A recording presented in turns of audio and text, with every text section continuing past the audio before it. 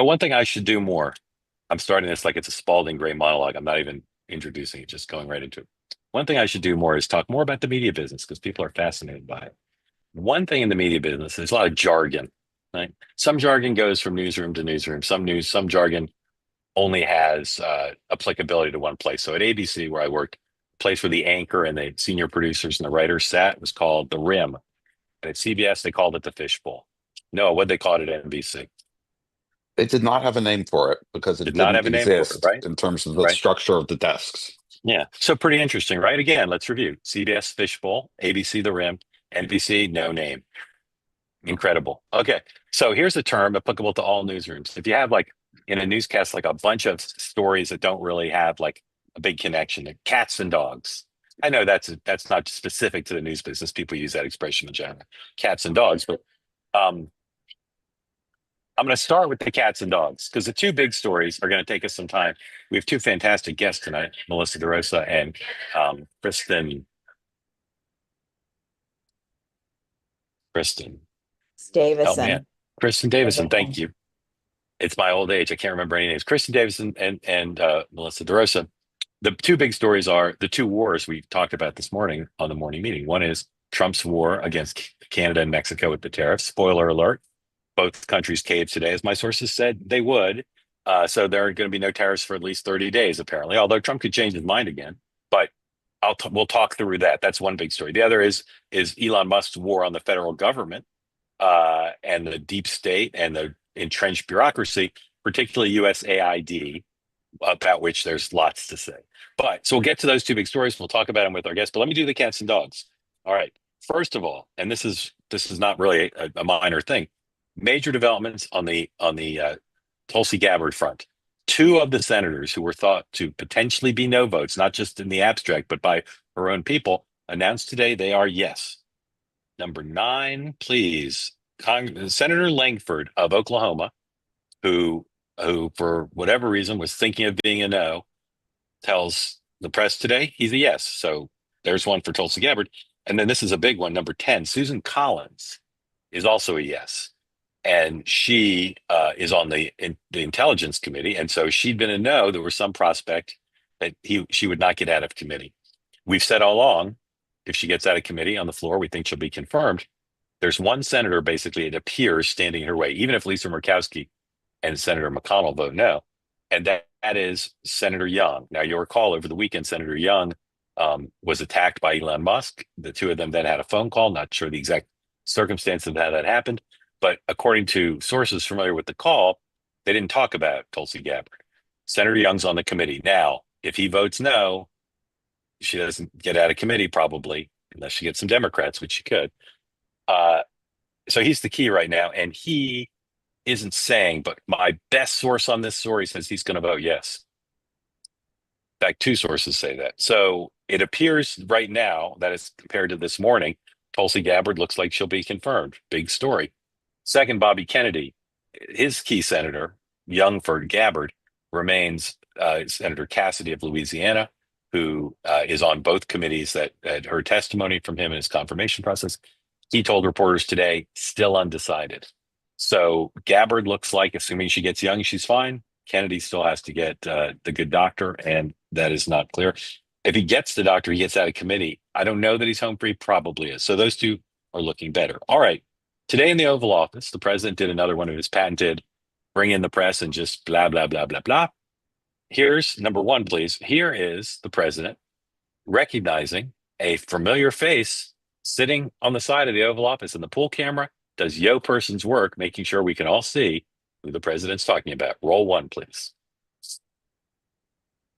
The most talented people in the world. By the way, we just unrelated, but we have two of the most talented people in the world, the legendary Rupert Murdoch and Larry Ellison. So they are two legends in business, publishing, and probably every other. Rupert is, Larry, pretty much in a class by himself, right? I mean, although you may have a couple of bucks more, I don't know, but Rupert is in a class by himself. He's an amazing guy, and Larry is Larry. Larry's one of the most serious players anywhere in the world. So it's an honor to have you. This has nothing to do with All you right. people, but they're All here, and right. I thought it would be appropriate.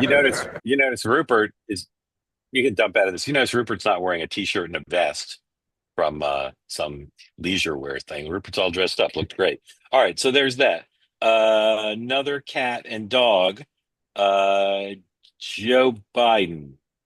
Joe Biden today announced that he's going back for representation to Creative Artists Agency, one of Hollywood's top talent agencies who he worked with previously. They got him his book deal.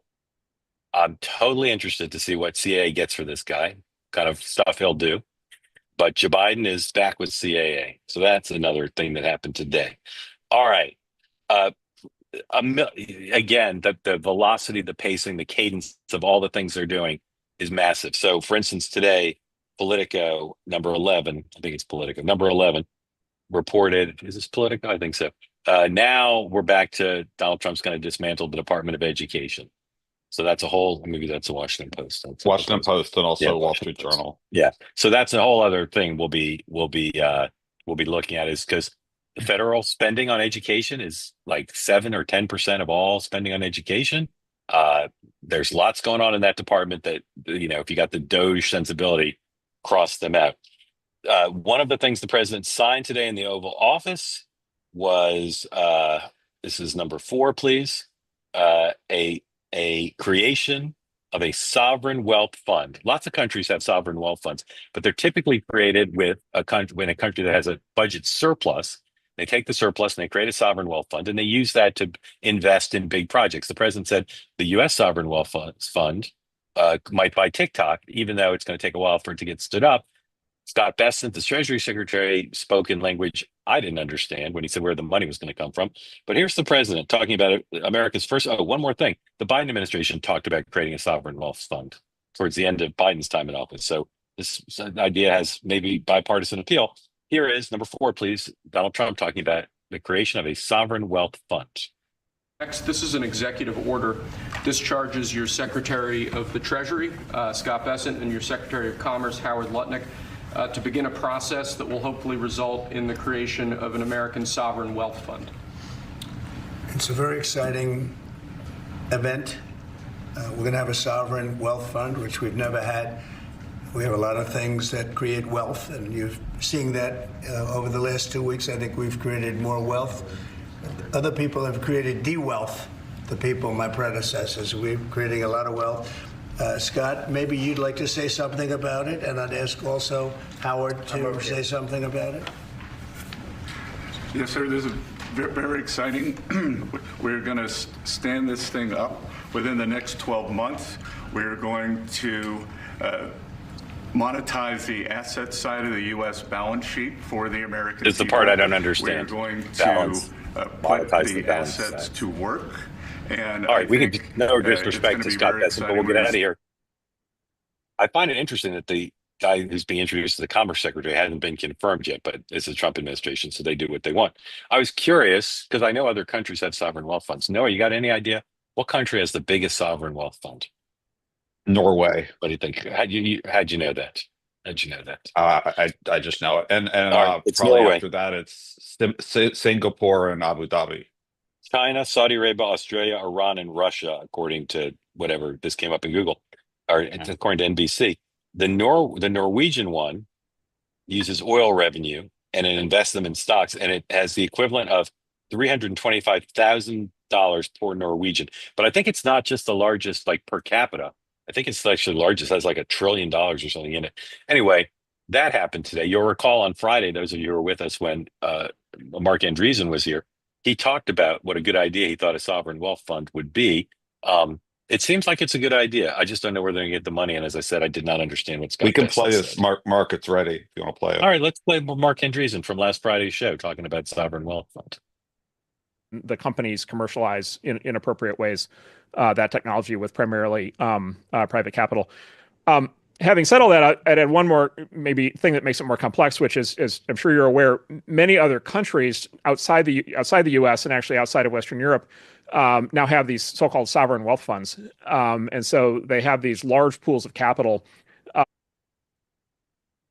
have the ability to make equity investments, and in some cases, very large-scale equity investments. And those sovereign pools have become very large investors.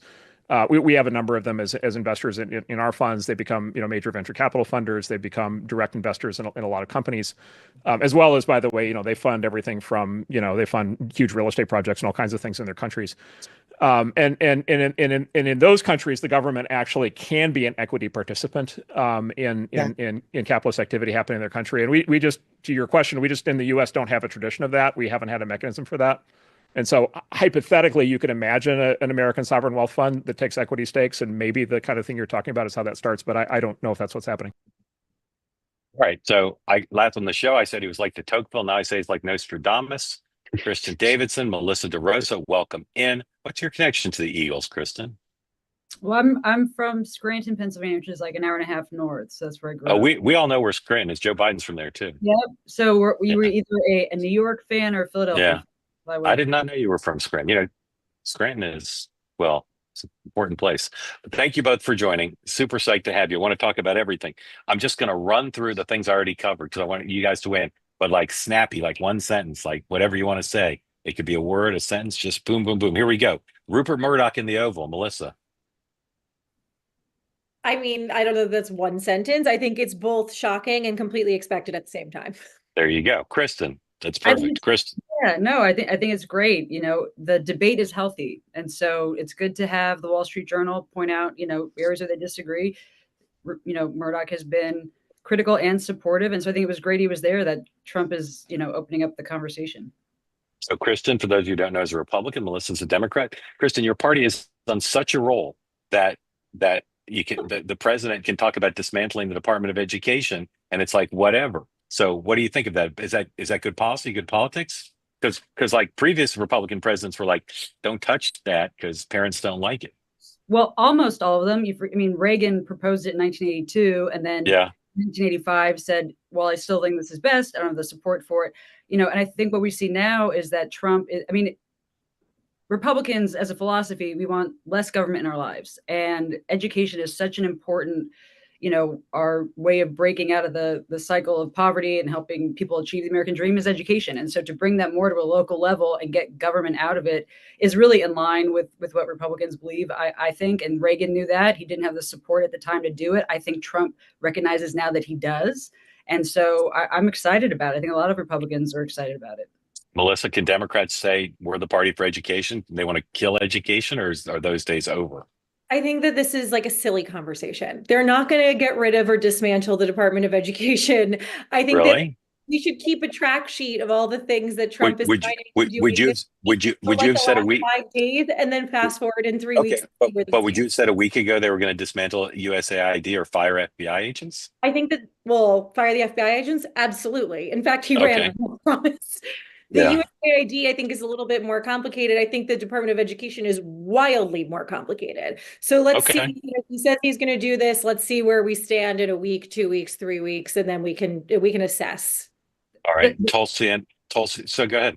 I was just going to say that the difference between now and I think the first term, like you had Democrats this morning saying the trade war's on, the stock market's plummeting, and then within an hour, Canada and Mexico were nope. Here we go. It's a negotiation. The difference between now and then is that the hunger in the country for this type of change is so strong, and Trump knows he has that behind him, that he is just going to go and act. And it's going to be complicated, but so is cutting $2 trillion from the deficit. But we're going to be on track to do that too. So I think you're going to see a lot of monumental change that previous presidents were afraid to do. I just want to say before we go on, because I just want to say one thing. On the tariff war that was and wasn't within like an 8. Hold on. We're not getting to tariff war yet. Hold on. Don't do tariffs yet. Don't do tariffs yet. Tulsi Gabbard, RFKJ, you guys think they'll be confirmed? Yes, I think they'll both get confirmed. Yeah. I'm less confident about RFK, but I think ultimately, Cassidy is just a wild card. Yeah, I think the Senate is merely, they're just rubber stamping this stuff. Yes, there's a little bit of drama, but at the end of the day, this is just an exercise in brute force by the president, and the entire party is going to roll. So I don't think it's even a question at this point. Okay. Joe Biden, CAA, if you were in the room with him, what projects would you pitch? Give me one example of a CAA brokered project for Joe Biden. Go. I mean, is he going to do a book where he does the tell-all on how they knifed him and moved him out? I mean, I don't know. He's just looking for a check. The question is, what is he going to do now? Well, I know, but that's what I'm saying. Like, People you guys gonna are familiar care as I am. about Right, but you're familiar with what CA does. Like, Yeah. what do you think they're thinking? I have no idea because I don't know what the appetite could possibly be for like a Netflix series or for any sort of. No, somebody put in the chat commercials. He could do like a reverse mortgage. I feel like he should just host, retreats at Rehoboth Beach. Like, like keep those together, spend $2,000 for a nice weekend with the former president. Yeah. All right. I think he should just go away for a while. Stop. You guys have any views on a sovereign wealth fund? Is that a good idea? I think it would be a totally fine idea and concept if we had a surplus to fund it. I want to understand it a little bit more, but it's not. Did you guys understand what Scott Bessent said? I had no idea what the hell he was saying. Yeah, I didn't understand that. This is really an opportunity for Democrats. I mean, Democrats, if you watched anything for the first 2 weeks of Trump's presidency, Democrats are more lost than they've ever been. This is an area where I think they've already supported it. There have been Democrats who have sponsored bills to create it. This is, back in the fall, this was a very bipartisan area. This is this chance for Democrats to step up and take a win with Trump and support it with him. That's what they all kind of need to do. Yeah, I think it's a great idea in theory. And as you said, this isn't a new idea. And Biden had previously floated it. I just would like to understand these things a little bit more. Yeah. If you want to get in this conversation with our two excellent guests, please raise your hand. There are some hands up. As always, we'd like new people too. So raise your hand. All right. Breaking now, Senator Young, Todd Young, who did not endorse the few Republican senators who didn't endorse Donald Trump for president. Reporters asked him, "Are you yes on Gabbard?" Again, as CNN says, as Manu Raju says in his tweet, if he's a no, she could not get out of committee. If she's a yes, she'll have the votes to be approved. Because if he's a yes, then they have all the Republicans. Doesn't matter if they have any Democrats. Quote, "I had a lot of great conversations over the weekend. That's all I'm saying. You guys will hear more from me tomorrow." So stay tuned for Senator Young. Okay. Again, raise your hand if you want to be in the conversation. All right. Now we're going to talk about the trade war, and then we're going to talk about USAID. So for the entirety of the whole campaign and into the transition and the first days of administration, both my resources and my instincts said, Donald Trump can say all he wants. He loves tariffs, is his favorite word, etc. He's not interested in a trade war or tariffs or the stock market tanking. He's just interested in getting countries to bow to the wishes of the United States. And thinks, as he has for 30 years, that regular politicians do not leverage the strength of the United States. So even when he said, they're going to happen tonight at midnight, I said, no, they're not. But if they do, they'll come up, because he can say they're happening at midnight, but I don't even think they're necessarily writing them up. I think it's just like he says on Truth Social. So I got a little weak kneed over the weekend when some of my sources went quiet, and people started saying to me, not my best sources, but people started to say, Trump's telling people he wants the money. He thinks there's revenue that comes with tariffs, and that's why he wants them, and he's going to do them anyway. Tonight, he says at Andrews, I'm talking to them tomorrow, but I don't think anything will come of it. To me, that was a huge tell. Of course, he thought something was going to come of it. He's not talking to them for fun. So today, first Mexico and then Canada. If you've been on your phone or watching cable, you've seen they both caved. They both made down payments on promises. It's like, here's the first thing we're doing. Now 30 days of talking. Donald Trump's normal negotiating posture. What's mine is mine, and what's yours we'll negotiate over. He'll probably by the end of 30 days get more. I think it's pretty clear that this is like the Colombians. This is another place. Now, the critics will say he didn't really get anything. It's all phony, and he's just claiming a victory, whatever. But he got something, and he demonstrated that I don't want to use the idiom, but he owns them. Like, they have to do what he wants, even though they're our allies. The Chinese ones, whatever. So, you guys, before we get to you, play number 2, please. Donald Trump talking about tariffs on Mexico and Canada.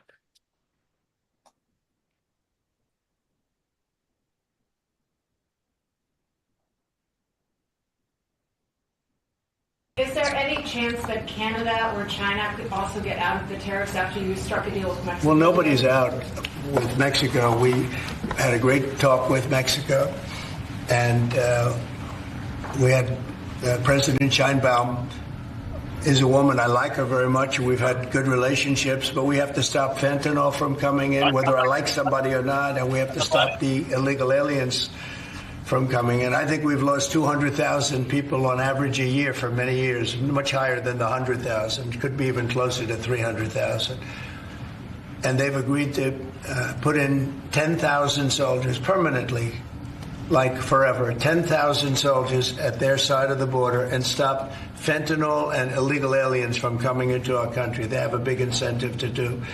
Other than that, we've agreed to talk and consider various other things. We haven't agreed on tariffs yet, and maybe we will, maybe we won't. But we have a very good relationship. I also spoke with Prime Minister Trudeau of Canada, and we had a good talk in the morning, but I did ask him a couple of questions, like, banks aren't allowed to do business in Canada. Canada is very tough. Canada is very, we're not treated well by Canada, and we have to be treated well. So that was before the Canadians caved too. Ladies, here's my question. I got emails over the weekend and today from Democrats who you guys know and respect, like really smart Democrats. Trump's done. The momentum of the first 2 weeks is over. This thing is a disaster. The country's onto him. The same emails I've gotten for a decade about Donald Trump. So Kristen, you first, what is the lesson of today? I think things could change, but what is the lesson of today regarding the status of the Trump administration as seen through the prism of the Canadian and Mexico haven? Embrace it. Enjoy the ride. I mean, this is similar to, there were a lot of really smart people. I mean, I think there was at some point, even I was looking at some states wondering that said the election was going to be tough for him, and he blew it away. And so I think it's the similar position that we're in now, where Democrats who every single day that they want to hand wring over, wow, this is the end of the Trump administration, find areas where you agree and can stomach it and take the win with him. Because if you don't, you're rooting against the country, right? If you are, finding yourself cheering for Canada and Mexico, then you have a whole lot you got to work out on your messaging, right? At the bare minimum. So I would say that right now, the lessons that Democrats take away is enjoy the ride, find areas where you can lap a win with him. He'll take it. I feel like, if a Democrat says, I want to come with you to the Oval Office and cheer that we won the, negotiations with Canada, I'm pretty sure that he's going to like that. So just go and enjoy the ride. There will be a time where you hit a, fork in the road where you can disagree with him. But this whole, we're going to riot in the streets and protest out of USAID and, oh my gosh, the trade war is coming. Take a breath and enjoy the ride and take the win with him. Melissa.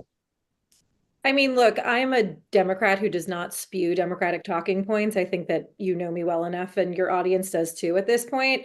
I'm not sure I agree with you that today was like a massive win against Mexico and Canada based on the. Well, it wasn't a loss. Well, it certainly wasn't a loss. It was just 24 hours of the market going down and then back up, and he got marginal victories in the agreement to keep talking for 30 days.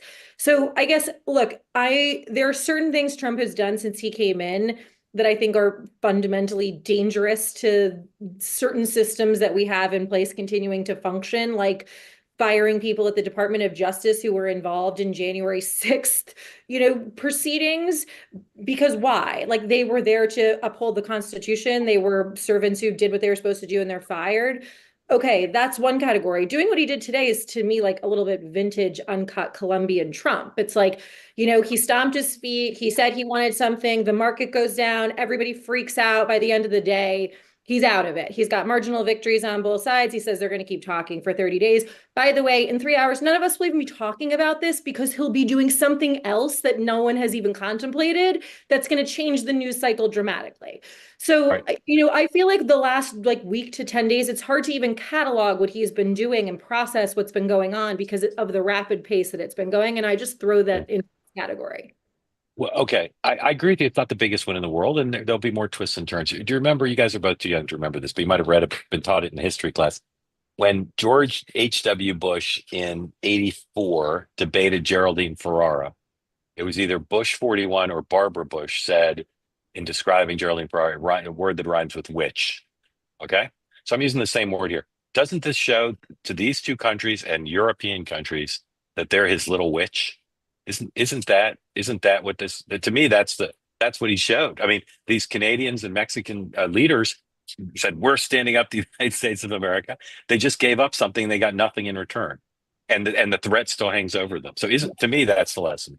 What do Trudeau you think was of that? drink orange juice. He was literally this morning saying, Yeah. "Don't go buy Florida orange juice. Don't Yeah. get whiskey." I mean, it was, I think, 100%. And it doesn't matter. We will get deep in the policy and whether this was a big win or little win. It doesn't matter to the rest of the country. 24 hours ago, we were worried about the stock market and whether we're going to. Every news channel was saying we're going to pay more for avocados, and now today you have Canada and Mexico bowing down. That's a huge win. Just the perception. That's what I think. And avocados are free now, right? Yeah, I mean, I guess the difference is I don't receive it that way. Like, I don't think that they gave that much. I think that if you look at the statements that they put out, if you look at what they actually agreed to, like 75% of what they're saying they're going to do, they were already doing. So the things they're doing are very marginal at best. And again, I don't think it's going to be anything that we're talking about in 12 hours. I think they might be slightly bigger than marginal. I just don't know. Like, it's 10,000 a lot. But again, it seems to me he's just established. He gave up nothing and he got something, maybe a little bit. He gave him nothing. And now to the Europeans, same thing. They're going to say, are we going to be the ones who stand up to Trump, or are we going to have to cave too? That, to me, I don't know. Maybe I'm wrong. All right. USAID. Okay. In my business, and if you're someone who supports government intervention, we have to be scrutinizing every one of these decisions that they're making to say, are they hurting the country by making these cuts? First of all, there's the issue of Musk, not confirmed by the Senate, no financial disclosure, not clear what his status is. He has a conflict of interest in some of these things. All must be scrutinized. But there's another piece to this, which is this iron triangle of liberal Democrats on Capitol Hill, or all Democrats on Capitol Hill, the liberal media that wants to say Donald Trump, bad man, and the liberal interest groups. They're back in being all spun up and thinking, well, this time we've got him. Because USAID does the Lord's work around the world. Okay. Now, it's hard to fight Donald Trump because he moves 800 miles an hour. But today, as the Iron Triangle was gearing up to say, this is when Trump goes down, he's gone too far on USAID. Elon Musk saying he's going to eliminate it. They may be picking the wrong fight. Marco Rubio, for like an hour, was the acting director of USAID, then appointed somebody else. But listen to Caroline Leavitt outside the White House at the State Gate mic talking about some, I assume they're accurate, some USAID programs. Please play number 6.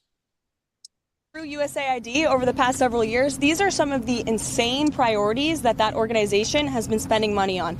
$1.5 million to advance DEI in Serbia's workplaces, $70,000 for a production of a DEI musical in Ireland, $47,000 for a transgender opera in Colombia, $32,000 for a transgender comic book in Peru.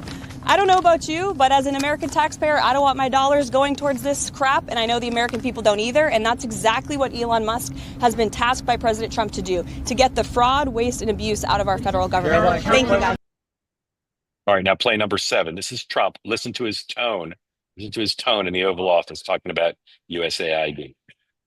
Term, though, USAID was something that you liked in some respects. I love the concept of it. That's the program. Sure, I love the concept, but they turn out to be radical left lunatics. And the concept of it is good, but it's all about the people. Mr. President. Now, Susan Collins said tonight that she's got concerns that they didn't follow the law in notifying Congress and they made changes. She's concerned about the amount of confusion over what is covered and what is not covered under the so-called pause. Melissa, if you were advisor to Chuck Schumer and Hakeem Jeffries and they said, Melissa, should we go all in on USAID? Would you say yes or no? And if it's yes, how would you frame the arguments? I would not say yes. I mean, I think that USAID is you can argue it's not even just about the humanitarian dollars that go out the door to do important things in the view of some people, like, save people from AIDS in Africa and other causes, right? USAID is also something that is a place where the United States exerts influence and power around the world. Like, there's nuance to all of how this happens. Of course, the things that Trump's press secretary just listed off, there's not a single American that's going to say yes. Well, I should rephrase. Very few Americans are going to say that our dollars should be going towards that. And I think it would be a massive mistake for Chuck or Hakeem to jump in head first and be like the face of the resistance on trying to break down some of these things, because I think that they will be wildly unpopular. And I think it will be another place where Trump and his administration can very smartly sort of have a wedge between the majority of the American public and what he's doing. So I think that it's not a place where I would advise them to jump in head first and be like, you need to be the savior of USAID. I do think that there's a nuanced approach to pushing back on some of this. I don't think we should dismantle the whole program, but I don't think it's something that they should die on the vine for, in its entirety. Kristen. Yeah, I mean, watching them do a press conference and protest outside, I really, if the Democrats want to make that stance and have Ilhan Omar and Hakeem Jeffries, pave the way to 2026, with USAID as their big mantle, like, go for it. I mean, well, it'll be the best midterm since 2002. So looking at, where if I'm going to give Democrats advice, which I find myself doing more and more because they're trying to find their way through the wilderness, like, go find something that affects Americans, that you see that it's what you see Democrat leaders and some of the pundits falling trap to is Elon Musk is a shiny object. It's something new. He's a disruptor no matter what. And so they are getting so distracted by him that I think they're losing their eye on the ball. So this is not the argument for them to take. USAID has a ton of waste, as we just saw. This is exactly what Americans, almost 80 million Americans, voted for, to prioritize American interest, and also to, the fact that there are people in North Carolina still looking for, a way to build a house or to get themselves out of, destruction after the hurricanes there, but we're paying for transgender operas in Peru. I mean, this is, as Trump would say, it's common sense. And so I don't know why Democrats are staking the ground here. I tend to think it's because they can't wrap their head around who Elon is and where he is, and it is unconventional and new and different. But I'd recommend that they not take that bait and go and find something else so they can try. They are losing the average working American, and this fight right here is not how to get them back. So there's very little leaking out of this administration. There's not none. There's more than there was in the campaign, but there's very little. So I don't know this, but I don't rule this out. I don't rule out that this whole thing was a trap to get Democrats to focus on this, because Democrats look, again, USAID has saved lives around the world. It's an incredibly sensitive program. Susan Collins is not the only Republican who wants to make sure that this is, if it's going to be cut, it's cut correctly. But it is something that Democrats are really emotional about, understandably so. And the way Musk has been so provocative on this, I'm going to kill it, telling everybody you got to come into the office, then saying you can't come into the office, saying, Rubio, I don't rule out that this was a cleverly conceived plan to say, as you said, bright, shiny object, Elon, USAID, all these cuts, sending people over, firing people, that it's an elaborate trick to distract from everything else they're doing and to get the Democrats into a fight about transgender opera in Ireland or whatever it was. Melissa, am I giving them too much credit? No, look, maybe, but I don't think so. I think you're absolutely right. I think it's a total trap. And it's what I said. I think it's creating this, they want to create a wedge where they can continue to paint Democrats as being wildly out of step with the rest of the country. I would urge them to take it. Yeah. All right, one more time. You can't just abandon from my perspective, you can't just abandon USAID. You know what I mean? Like, I think that there is a smart, nuanced argument to make around why certain programs are necessary. That doesn't mean you can't root out waste, fraud, and abuse. Of course you can, across, like, government wide. But I think we need to resist the emotional response and, like, be a little bit more thoughtful. Right. All right, one more topic, and then we're going to get to your questions. So please, if you'd like to get in the conversation, please raise your hand. Melissa, Chris, Melissa used to work for Andrew Cuomo. Did you know that? I do, yeah. Yeah. So are you following our mayoral race in New York? Very strange. It's very strange. We have an incumbent who's under indictment, who stands trial later this year. There's talk that the case is going to be dropped. But ironically, while he's turned to Trump for either dropping the charges or potential pardon, reportedly, what's hurting him now with voters is he's too close to Trump, and his approval rating is really low. And it's hard to imagine him running and winning. Every announced candidate besides him is to the Bernie Sanders wing of the party. There's a few others, but the people who have a chance in raising money, they're all extremely far left. Andrew Cuomo hasn't said he's running. but it's been widely reported that he might. So here's some questions for Melissa, because she's very close to you. There's a report that there's a super PAC being formed to help Andrew Cuomo. Do you know anything about that? I would refer those questions to Steve Cohen, who was talked about in the New York Times article about that. Steve Cohen is someone you know well, Governor Cuomo knows well. What has Governor Cuomo done to position himself to run? You are not going to trap me into this. Okay. All right. Last question, because you've talked about this before. There's been about 6 public polls since we last talked to you about this, showing him, Governor Cuomo, way ahead, and almost even or especially with ranked choice voting, winning quite easily. And people ask me, if you assume the incumbent, Mayor Adams, isn't going to win, people ask me, well, after Cuomo, who's the most likely? There really isn't an answer, because there's no one else in the race strong. So what's your analysis of the most recent polls regarding Governor Cuomo? So I will say, Mark, I came on your show at some point in the beginning of December, and we had an initial conversation about this potential race. And Yeah. I said on your show that I had seen private polling that showed if Andrew Cuomo ran, he would win, and it wouldn't even be close. And there was a bunch of press that was then generated off of those comments. And then lo and behold, fast forward 6 weeks, and what I said on your show that time ago has now played out through this very steady stream of polling. I mean, it's very straightforward to me and very clear to me. New York City is in crisis. There feels like there's been an abdication of leadership. This was apparent both in the feeling in New York and also in the polling, even pre-Trump being elected, pre-indictment, pre-investigations. This was a problem Eric Adams had that he could never really wrap his arms around. His numbers were at historic lows then. They've only proceeded to get worse now. And I think that Eric Adams's problem is he has 2 competing goals. One is to stay out of jail, and the other is to get reelected. And those 2 things don't go together, because in order to stay out of jail, you have to be in the good graces of Donald Trump. And when you're dealing with a Democratic primary in New York City, Donald Trump, it's like making a deal with the devil in the eyes of the primary voters in New York City.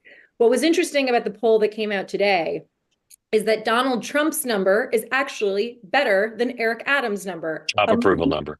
Among primary Democratic voters in New York City. Neither of them are good. Eric Adams has an 81% disapproval number, or 83%. Donald Trump's at 81%. So there Is that fave unfave or job approval? That's fave unfave.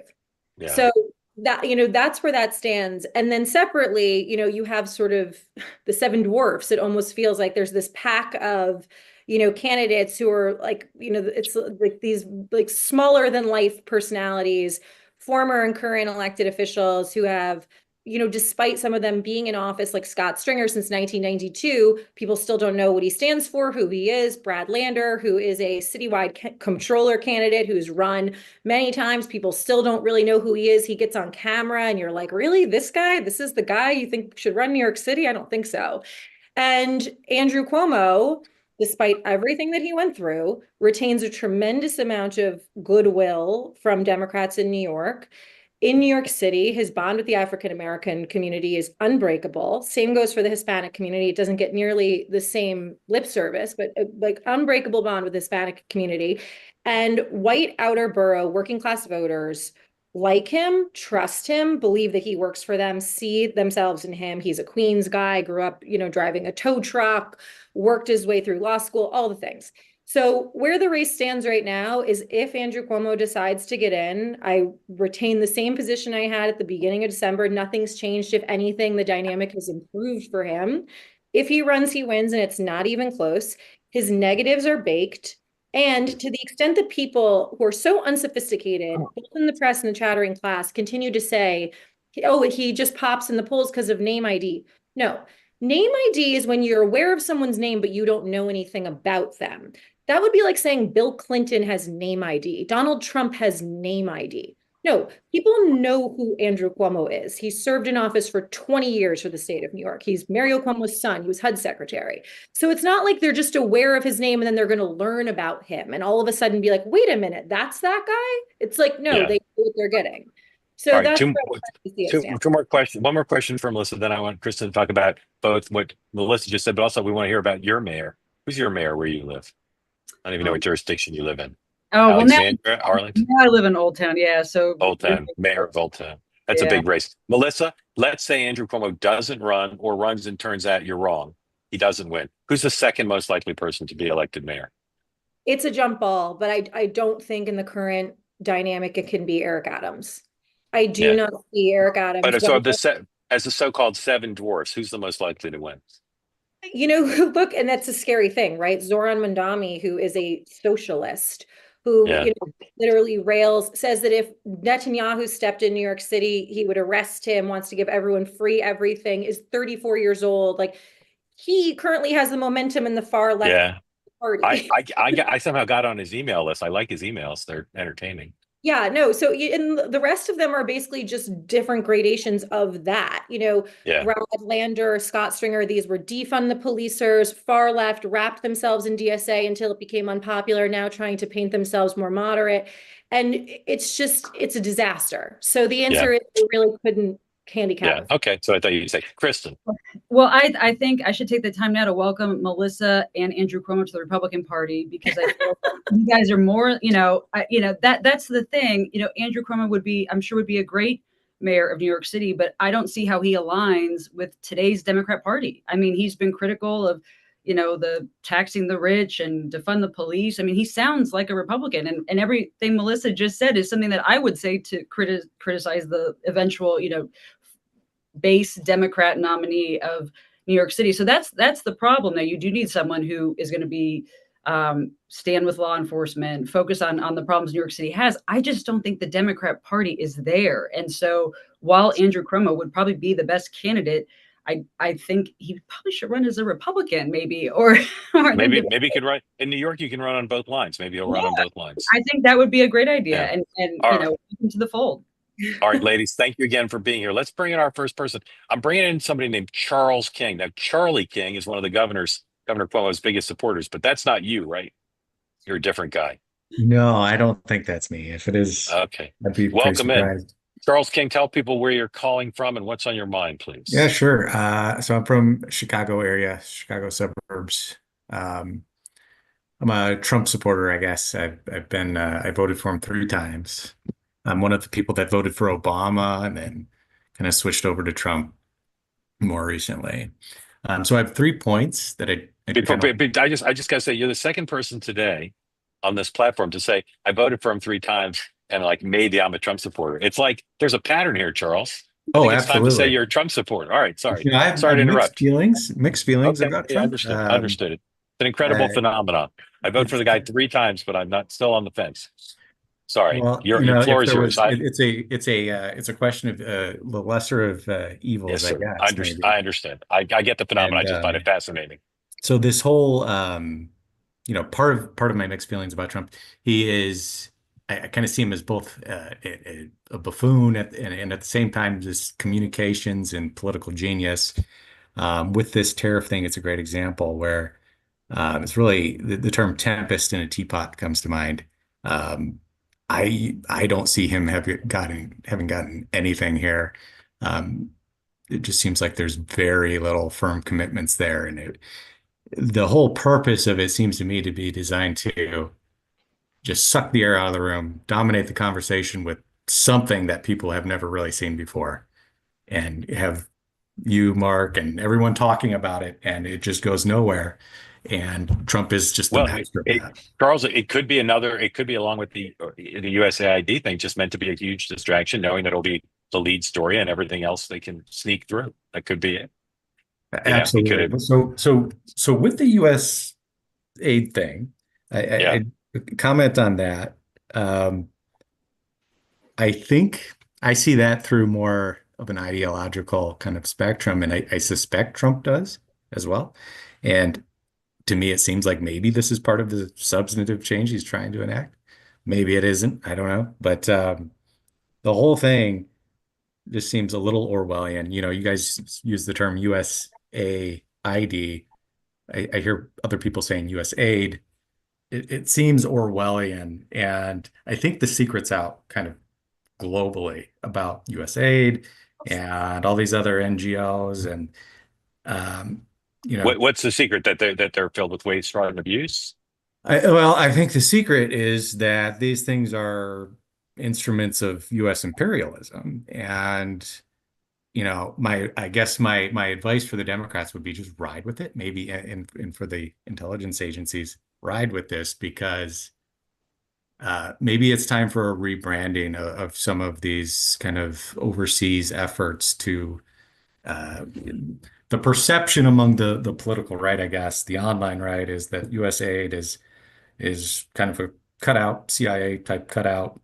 And while they're not on the CIA payroll, they are one of the tips of the spear in enacting these regime change operations across the Yeah. globe. And you have people on Twitter, on Joe Rogan, those kind of outlets openly talking about this. It's fairly well known at this point, and maybe it is time for a rebrand if the United States wants to continue doing that stuff, and if we don't want to continue doing that kind of stuff, let's reboot USAID, USAID, whatever we want to call it, and actually focus on non-regime change stuff. Charles, would you like the ladies to comment on what you said, or would you like to ask a question now? Up to One you. more question. Yes, sir. Which is electoral reform. I'm curious what you guys think about electoral reform. This was a major issue for a lot of people, again, on this kind of political right, online right, alt-right, whatever we call it. And it seems to be an issue that's gone away because Trump won so resoundingly. Is there any prospect? Is there any discussion? I don't see it in the news anywhere about some sort of federal kind of, a voter ID law or something at the federal level to standardize presidential elections. Yeah, because there is a lot of mistrust. Yeah, Okay. Great question. And he said, Trump said, "Let me win by so much that they can't steal it," and it kind of dampened the issue. I'll just say before I kick it to Kristen and then Melissa, the Republican Party in general opposes federal interference in states and local governments in running elections. So you notice that when Trump was trying to negotiate with Gavin Newsom, he didn't say we're going to pass a federal law. He said California should pass a law, which they wouldn't do. And Newsom couldn't make the legislature do it. So it's unlikely to me that even if it gets revived as an issue, it would be about passing a federal law. Kristen. Yeah, well, to both your comments on USAID, I think, to your point, to start over is what I think even Trump said it himself. Like if we need, or Elon or someone, if we need to rebuild it and it's a need there, then we will. But sometimes things get so out of whack and so wasteful that you need to kind of ground it and start over again, which is what I think you will see happen. I mean, that there are some funds there that will be waived and preserved, like some of the PEPFAR funds and things that genuinely save lives. But then there's also the investment part that would prohibit China from coming in and, taking over large, parts of Africa and different parts of the land. So I think you will see some sort of, rehab there. I think it's really smart to have that program and those funds, incorporated into the State Department, not on their own, because it really has gone the wayside where it has become a slush fund for these, far left progressive causes. And then on the electoral front, I haven't seen that really as strong after the election. I think most people, because we didn't have to wait a week to find out who won the election.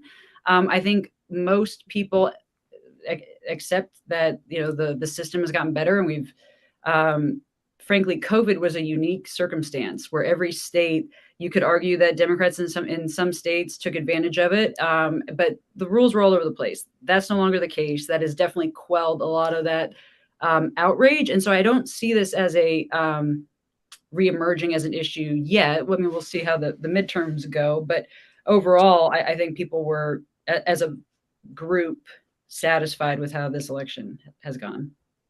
Melissa.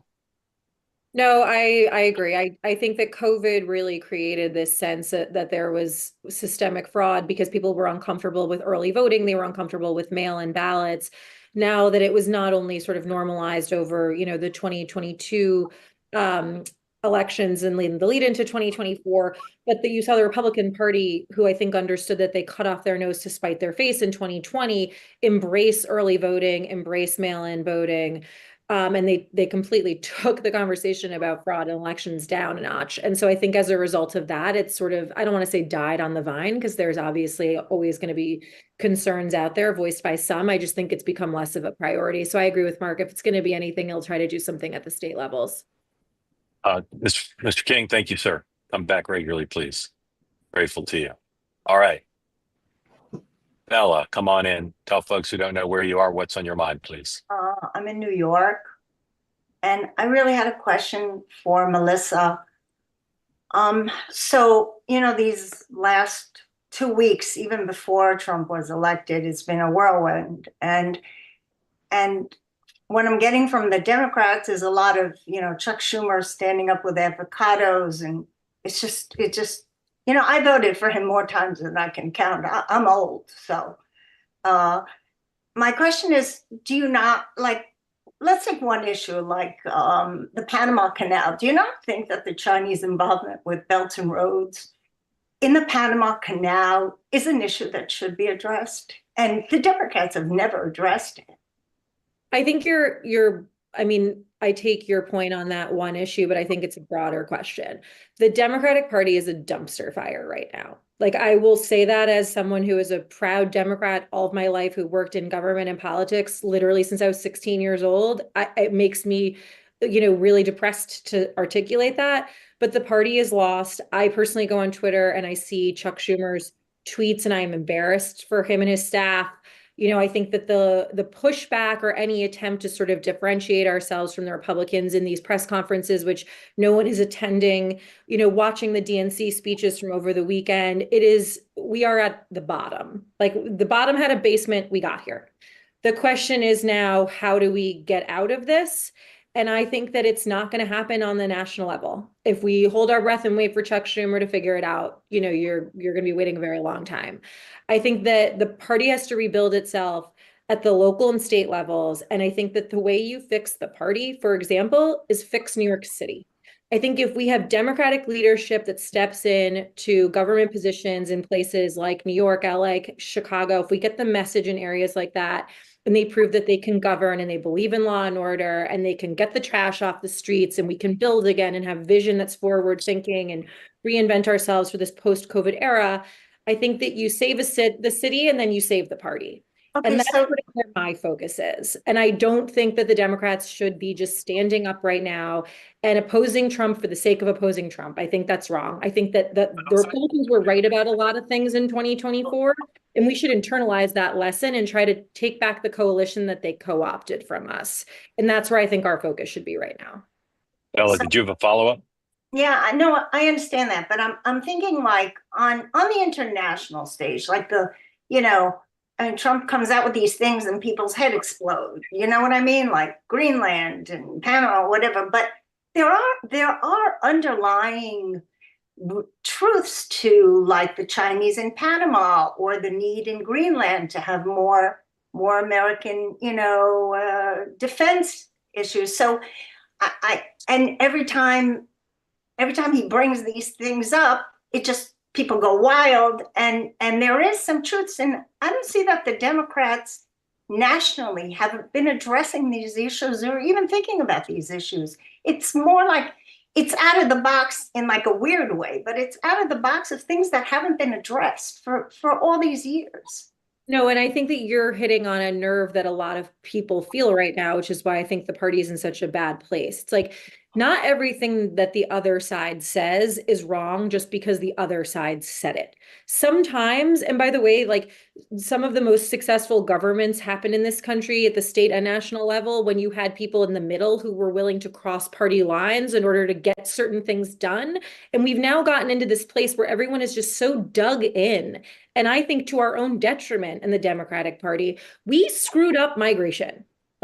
And by we, I don't mean me. I mean Joe Biden, when he unilaterally undid the Remain in Mexico policy, he screwed that up. And rather than acknowledging it the minute that people like me went out and said it, and I was called a bad Democrat for saying it and fixing it, we lost. And to your point on some of these things, we are critical thinkers, right?